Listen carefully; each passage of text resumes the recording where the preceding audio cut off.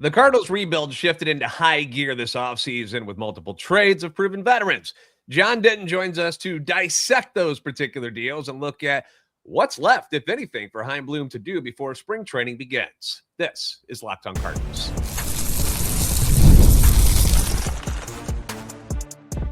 You are Locked on Cardinals, your daily St. Louis Cardinals podcast, part of the Locked on Podcast Network, your team every day. Hey there, Cardinals fans. I'm JD Hafron, a former national radio sports anchor, born and raised in St. Louis and a lifetime Cardinals fan. And welcome to another episode of Locked on Cardinals, part of the Locked on Podcast Network, now the #1 sports podcast network. A big thank you to our everydayers for always being here. If you're new, welcome aboard. Enjoy this content because this is a show that serves Cardinal Nation, gives you all the info about the birds on the bat. On today's show, we're talking trades, we're talking prospects, free agents, and a whole lot more. And finally, we get to do it with one John Denton, MLB writer John Denton. It's great to finally have you on the show, talk some ball with you, brother. You've covered the team for a number of years now, so your thoughts and opinions on what this team is doing and has done, obviously is trusted as anyone. So the retooling, the rebuilding, whatever ownership wants to call this, it is fully underway, obviously, with the trades of the big names that we're all familiar with: Sonny Gray, Willson Contreras, Nolan Arenado, Brendan Donovan. And it's a rebuild that seems long overdue since the Cardinals haven't really been a playoff threat since about 2022. When did you start noticing, while you were covering the team, like the cracks in the foundation, if you will, and kind of suspect that, a turnover of this magnitude was probably inevitable and was going to take place? First off, it's a show with JD and JD. How can we go wrong there? I mean, you got to point that out like right off the bat. I mean, dynamic duo. Go back to 2023. Like, we knew going into that season they didn't have enough pitching. That they were woefully thin pitching. They needed everything to go right. Adam Wainwright gets hurt in the WBC right after it. And then Nolan Arenado hurts his arm in the WBC, and you could kind of see cracks coming then. And, at that trade deadline, you really wondered, should they blow it up now? Should they explore what they could get for Paul Goldschmidt now? Should they explore what they could get for Nolan Arenado then? Because, the signs were there that this team was aging. They won the division the year before, but got beat in 2 games, by the Phillies. So they weren't really a threat then. So that was kind of the first cracks. And I really think the team outperformed itself. I thought Oli Marmol handled the bullpen exceptional in 24. I thought they were a good team, a solid team in 25 last year. They exceeded expectations. Granted, I picked 78 and whatever, and I think they won 77 games. So I was right on the money with that one. I've covered a little bit of baseball in my lifetime, but I think the last 2 years were maybe better than expected, but those first cracks came in 23. And, I really think that John Mozeliak wanted to rebuild last year, but he knew it was going to be his last year. He just couldn't push the button on blowing the thing up last year the way it needed to be. And now Chaim Bloom has done the dirty work. And, Chaim was kind of trying to avoid this. He was a guy who had to go into Boston and trade Mookie Betts right off the bat. And Red Sox fans never forgave him for that. And it wasn't even his fault. It was something he was made to do. He was trying to avoid that, but now he's the guy who traded Sonny Gray and Willson Contreras and Nolan Arenado and Brendan Donovan. So, but I think Cardinal fans can see, they're going to have 8 of the top 85 picks, or 6 of the top 85 picks. And then they've got 9 prospects that they've brought in, a top 100 guy. I think there's 4 or 5 guys that are in their top 30. So everybody can see the plan that Chaim Bloom has put into place. Yeah, and now that these high-priced veterans are gone, what are your thoughts on the deals that they made? Are you pleased with the returns? Were you surprised by the amount of money that ownership was willing to eat to get these deals done? And how much? This is what I'm very curious about. How much do you think the threat of a strike next season weighed on these decisions that they made to retool this thing as drastically as they have? Yeah, I mean, first and foremost, I'm shocked that the Cardinals included this much money going out. I mean, that's basically what it took to get these high-level prospects that they got back. You don't get Brandon Clark without taking on, without sending a boatload of money for Sonny Gray's contract. You don't get the guys. You don't get Richard Fitz and Hunter Dobbins without sending money back for Willson Contreras. They were willing to do that. They were, which I think that may have held Mo back last year, that Mo, wasn't going to just give these guys away. But there wasn't an assurance to throw in that kind of money that they did this year. And I would say that's the most shocking part. You don't get back the level of prospects unless you're willing to give the money. And I mean, the DeWitt family takes a lot of grief in St. Louis, but give them credit. I mean, they could have gone cheap here and not written a check and taken back basically nothing, but they were willing to do that. And, they even realized that having Nolan Arenado on this team would not be productive in any way. I mean, they got back a kid who's yet to even pitch in Major League in professional baseball, but they realized that would be counterproductive having him back. So give the DeWitt family some credit for being willing to pay the money to get back the kind of foundational pieces that this franchise needed. Yeah, because that's one of the things that they're being cheap. They're turning into the Pirates, and it's not really that way. I mean, you can look at it that way if you want to, and that's your opinion as a fan. But I mean, they ate a lot of money. It's like as if they were just buying more prospects to bring in. And if you're going to have a core that's this young, like why not bring more younger guys in? And I use this phrase all the time, John, where it's like more bites at the apple. The more prospects you get, the more picks you get, more chances one of these guys is going to be special. So if you can get a higher level prospect in return, if you eat a little bit of money extra to do that, I thought that was a smart move. And I give credit to the DeWitts. I know it's not fun as a fan who wants to see the people that you know about and the people you've heard of before, as opposed to guys who have been in AA or only in pro ball for a year or two. But to turn this thing around the way they wanted to, it felt like this was certainly a necessity.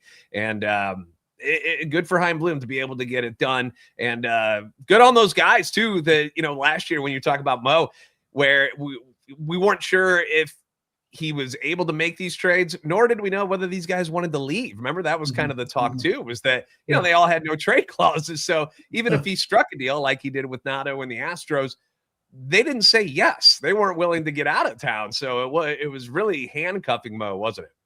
Yeah. That was definitely an impediment. I mean, he had a deal with the Astros, like you mentioned. It was a story that I broke on MLB.com. I mean, it's funny, if the Astros had waited a half an hour or 2 hours later, they had just basically said that Bregman wasn't coming back. They traded Kyle Tucker to the Cubs. If Dana Brown waits 2 hours and trades Tucker 2 hours later, he gets Arenado into the fold, and then he does that. But, give Nolan credit. Nolan said, why would I leave when the Astros are blowing it up? So there were some concerns there from Nolan that was well-founded. You mentioned earlier the lockout that's coming. That's on the mind of every person in Major League Baseball. I heard from a source the other day. I couldn't mention this previously because of my previous employer, but someone told me the other day, if they play one game in 2027, they'll be shocked. Like it's going to be bad. This is a rough one coming. And it's a decision that's weighing on every personnel director's mind. It's weighing on every owner's mind. It's weighing on every player's mind that, there's 25 teams that are ready to burn this thing down and start from scratch. And if they have to give up a season, so be it. But that is weighing heavily on a lot of people's minds in baseball. Yeah. One other veteran name that still remains on the roster right now is JoJo Romero. We've heard that there's, obviously interest in him. Any thoughts on him being moved before opening day, or do you think they're at a point now where it looks like he's probably going to be a member of this team? Yeah, Chaim said the other day, I asked him a question. I said, do you have a deadline built in that start of spring training, start opening day? And he said, hey, we're not turning our phones off. I mean, I think JoJo knows the game. There's every contender on the planet could use a JoJo Romero. He's coming off a tremendous season. I mean, nobody gets weaker contact than JoJo Romero. Nobody keeps the ball on the ground better than JoJo Romero. He's had 2 really good seasons, and it was just kind of a throw-in deal when they sent Sosa to the Phillies, and the Cardinals were getting this guy who used to crush Red Bull cans against his head. That's what he was most known for. And then now, he's had 2 phenomenal seasons, and I really think that JoJo will probably be elsewhere before opening day. It may not happen right now, but once guys start going down, once forearms start tightening up, there's not a contender out there that couldn't use a left-handed bat who gets Shohei Ohtani out. Like, there's not many people who can say that. JoJo did a good job against him last year. JoJo gets righties out. He gets lefties out. He keeps the ball on the ground. I fully expect him to be traded before opening day. All right. Coming up, we're going to have more with John. I want to get his thoughts on what are some reasons why fans should be excited about the 2026 Cardinals and what right-handed bats they could be looking to add, something that Chaim Bloom has brought up as well. We'll do that next with John coming up on Locked On Cardinals.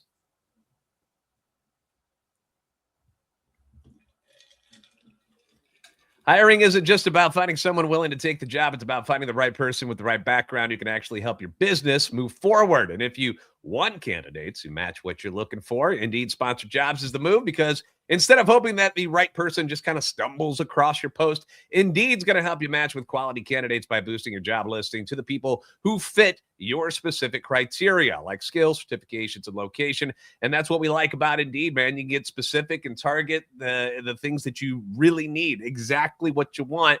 And a stat for you right here. In the minute I've been talking to you, companies like yours made 27 hires on Indeed, according to Indeed data worldwide. So if you're hiring, you want to spend less time searching, more time interviewing the proper candidates who check all your boxes, Indeed Sponsored Jobs is what you need. Listeners of the show will get a $75 sponsored job credit to help get your job the premium status it deserves at Indeed.com/podcast. That's Indeed.com/podcast. Terms and conditions apply. Hiring, do it the right way with Indeed.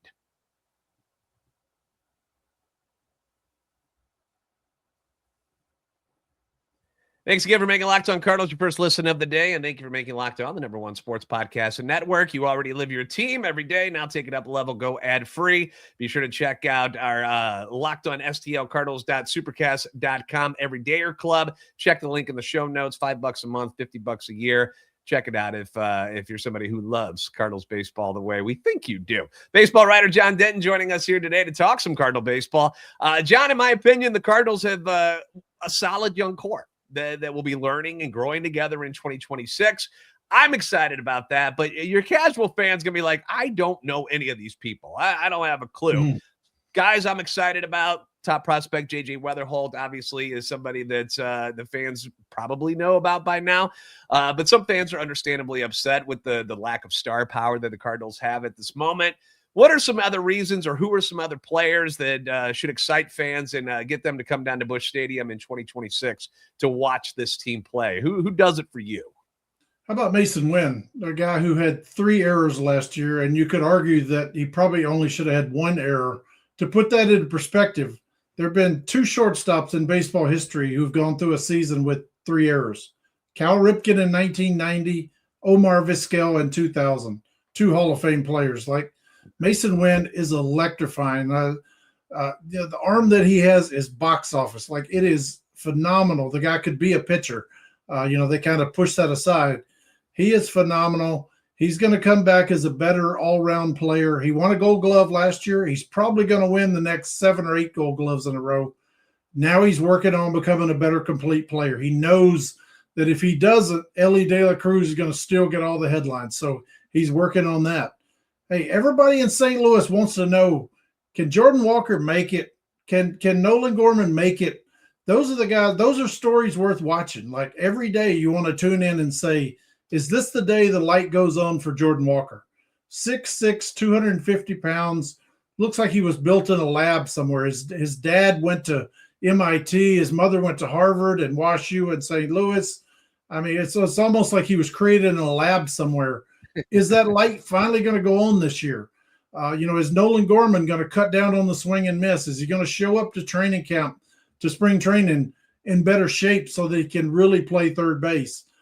He got himself in trouble last year because he wasn't as agile as they wanted him to be. He was kind of sidearming the ball, and it was tailing back into the runners. So, every Cardinal fan on the planet wants to know, are those 2 guys going to get it? Is the light going to go on this year, or are they going to be elsewhere by next year?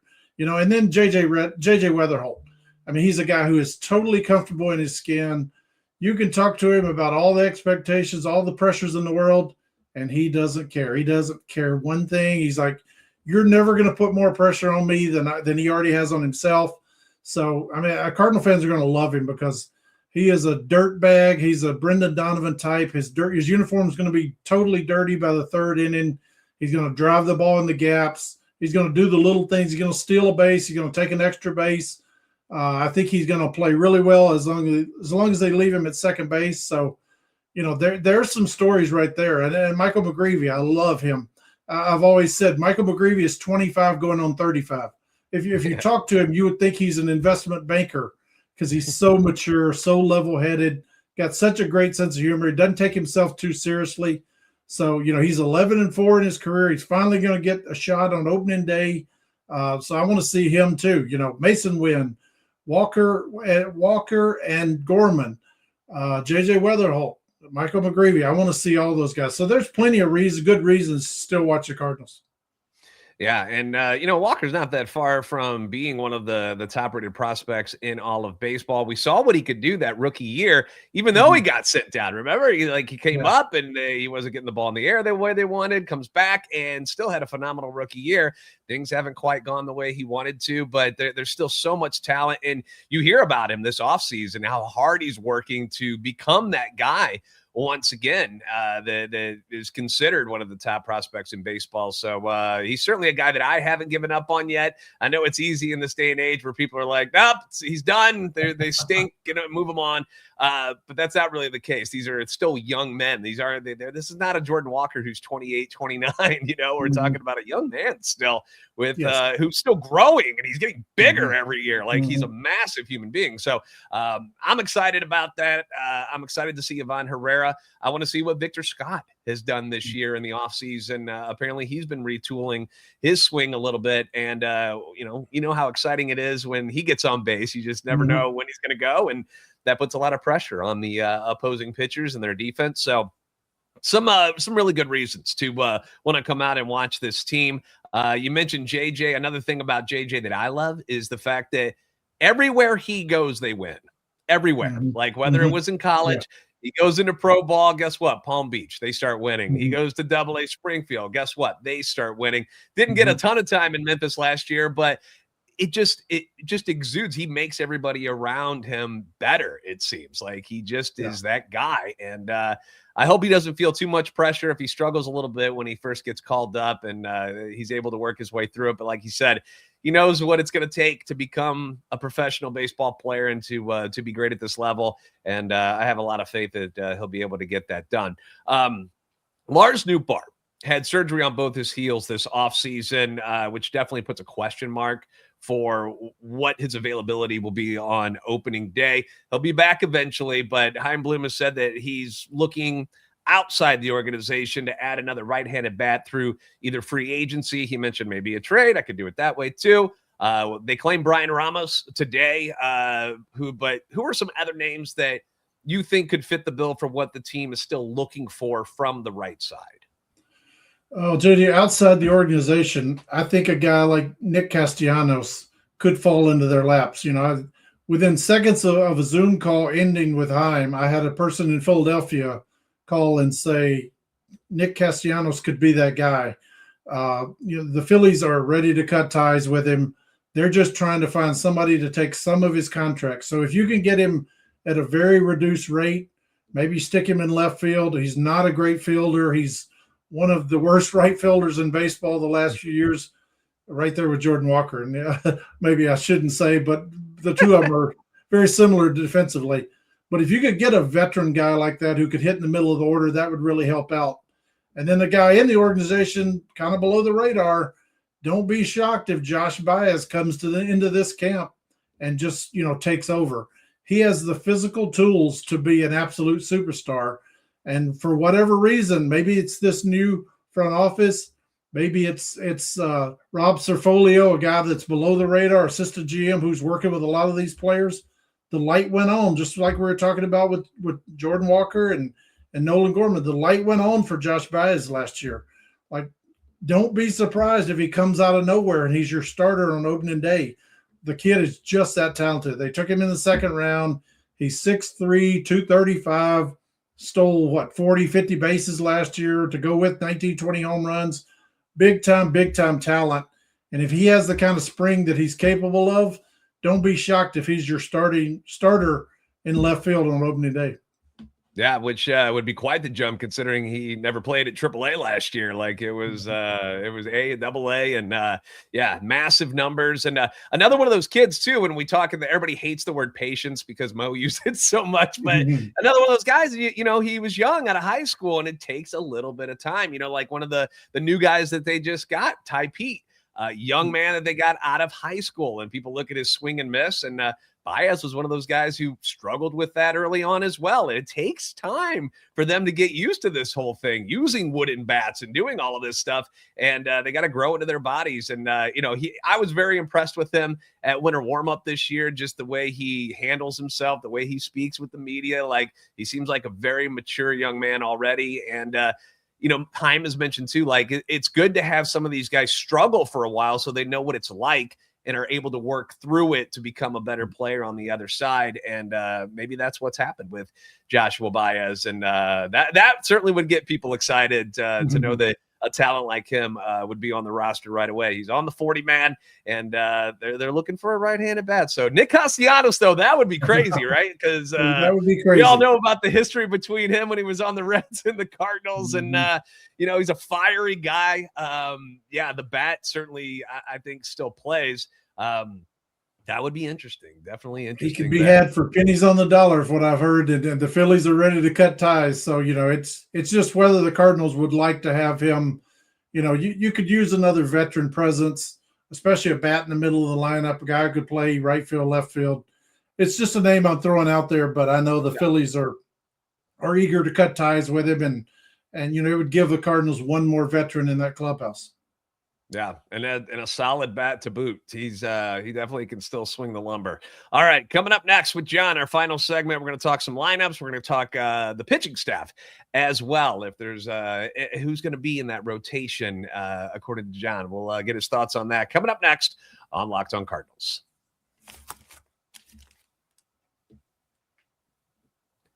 Tax season doesn't have to take over your life this year. TurboTax is going to make it easier than ever to just hand things off and move on with your day. With TurboTax full service, you can have your taxes done for you by a trusted local expert, start to finish, without the stress or the guesswork. Have you ever tried to fill out your own taxes? It's not fun. Instead of spending hours doing that, you can meet with a local TurboTax expert in person or connect online. They're going to handle everything from your W-2s. If you got self-employed forms, we got a lot of those in my world these days. Work to get your deduction the way it needs to be. Get you as much money back as you possibly can. All you got to do is upload those documents, go about your day, get updates right there on their app. Huge time saver, real peace of mind just knowing that an expert is handling your affairs. And for a limited time, you can have your taxes done by a local TurboTax expert for just $150 all in. That's it. If a TurboTax expert didn't file for you last year, make sure you file by February 28th and get it done. Take all these tax problems off your plate. Get back to your life. Visit TurboTax.com/local to book your next appointment today.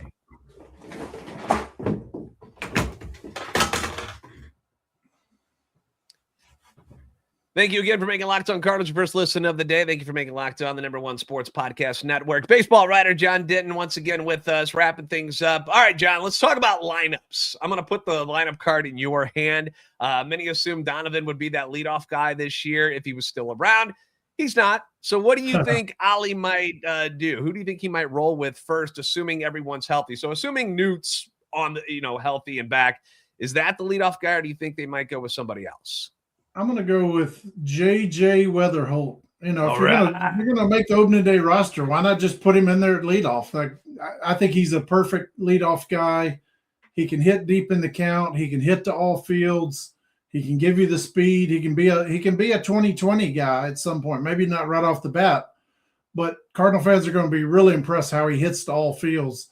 JJ even pointed out, I got to the big leagues and they kind of told me I didn't pull the ball enough, or I didn't hit the ball deep to pull side. He's like, I just hit 390 something or 490 in college, and these people are telling me what I can't do. But he's a guy who's going to hit the ball always. He's a guy who can take pitches. He can hit with 2 strikes. Hey, JJ Wetherholt, that's if you're going to put him in there, go, if you're going to be a Bear, be a Grizzly Bear. Put him in there right off the bat leadoff. Yeah, I like that. It's a sexy pick because he hit leadoff in the minors. That's where they had him. And, you want your best guys getting as many at-bats as possible. And I love the fact, if you go watch highlights, I mean, remember that first home run he hit in the spring last year, opposite field. Like, he's got pop all over the place. And he's not a tall guy, but he's built like a rock, dude. That guy works out hard. So certainly that would be a fun one to have at the top of the order, getting things moving for the rest of the guys. Starting rotation. All right. So we know that there are three guys who are locked in. You got Dustin May, Matthew Liberatore, Michael McGreevy. We mentioned Hunter Dobbins, Richard Fitz, Andre Palante still here. Kyle Leahy's going to get a crack at the starting rotation as well. Let's get your best Nostradamus thing here. Who do you think will land those final two spots if you had to pick one today? I really, really like Kyle Leahy. There's not a smarter guy in that room. I mean, rarely does Oliver Marmol ever talk about Kyle Leahy without saying aptitude right off the bat. He is off the charts intelligent. He's a guy who throws 7 pitches. He probably could throw 8 or 9 if he wanted to. Like, he studies the movement on pitches. He adapts well. Starting didn't go well for him early in his career. He's said that, he's had more times when he struggled than when he's pitched well. He pitched really well last year. He ended the season with his one start of the season. I think he's a guy who's really going to break through. He's had all offseason to prepare for this. He's a guy who's watched, reams and reams of video of himself. He knows what he can do well. He knows what he doesn't do well, and he's smart as a whip, and I think he'll figure it out. I think he's going to get one of those spots. If Hunter Dobbins is healthy, I think he's the man. He's coming off that torn ACL from July. More than likely, it'll be Richard Fitz. I like Andre Palante as a person. I think he's a good guy. I just don't know, when your fastball tops out at 94, 95, it's going to be tough. He just doesn't generate enough swing and miss. And, maybe he goes back to the bullpen, but, it was ugly last year. Let's not sugarcoat it. I think he lost his last 10 starts or didn't have a win in his last 10 starts. And he was hit really hard, gave up a lot of home run balls. He's never going to be a guy who's going to blow you away.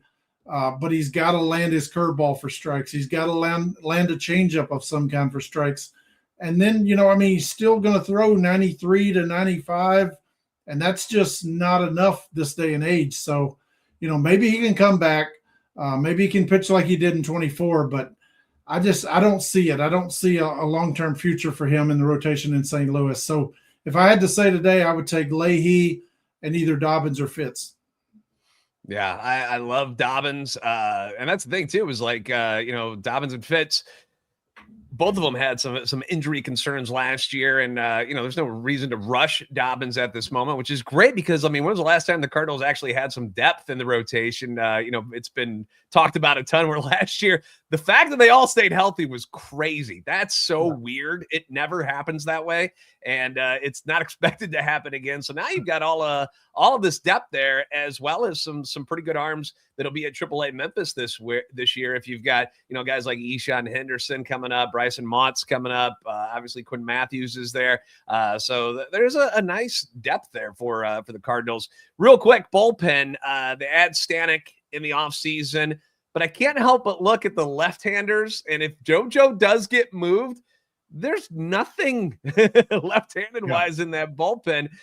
Your thoughts on the pen, and if JoJo is moved, do you think they go out and get a veteran lefty? And the guys that I keep bringing up are like Danny Colomb, and Andrew Chafin, guys that are one-year deals who don't care if they get traded later on in the season. What are your thoughts on something like that going down? Yeah, Chafin's a guy that they looked at hard back in 23, and we were all thinking they need to sign him coming off a really good year, and they didn't sign him, and the pitching fell apart. So he would have been a good piece then. He's still a veteran guy. One of the things for fans to consider, bullpen pitchers are so random. Like, nobody grows up saying, I want to pitch the 6th inning. Like, the reason these guys are pitching in the bullpen is because they usually failed as starters. And one of the craziest things just because you had a great year in 25 doesn't mean you're going to have a great year in 26. Just because you had a terrible year in 26, it is the most volatile position in all of baseball. Sometimes having a great year and pitching all those innings leads to a bad year the next year. So, every year in camp, you're just going to have to see. Like it, just like I said, just because JoJo had a great year last year and the year before means nothing. It is the most volatile position in all of baseball. You're going to have Riley O'Brien from the right side. Maybe if Palante doesn't make it as a starter, maybe you put him back in the pen because he's a guy with opposite splits. He gets out lefties better than he gets out righties. He's almost like a lefty who throws right-handed in the bullpen. So if he's not a starter, maybe that's an option. I do like the Chafin name that you mentioned. And, if JoJo Romero gets traded, it will be an ugly scene down there with lefties. Yeah, because we're looking at Nick Roquette, and then there's they signed Schuster. They got a couple of guys. The guy from Toronto that they brought in already, but these are not household names, if you will, and they don't actually have the longest resume of being successful. So just curious if that those moves would make sense at all. But I appreciate you stopping by here today, John. I know it was cool to make some time and be able to get on with you finally. So hope to have you back here at some point and, hear more of your thoughts on what you think about the Cardinal baseball team rolling into 2026. Sounds great. Thanks so much for having me, JD. Appreciate it. All right. Thank you. And thank you guys for making Locked On Cardinals your first listen every day. Once again, if you haven't already, give us a follow on @accidental_Cardinals and at JD Sports Radio, TikTok, Instagram at Locked On Cardinals. Subscribe on YouTube. Help our channel and our love for the Cardinals grow. If you never miss an episode, check out that Everydayer Club, Locked On STL, Cardinals.supercast.com. For those of you on video, we'll send you to that first ever 24/7 national Locked On Podcast Network YouTube channel. On audio, make sure that your second listen is Locked On MLB with our guy Sully. You guys are the best fans of baseball for a reason. We'll see you next time on Locked On Cardinals.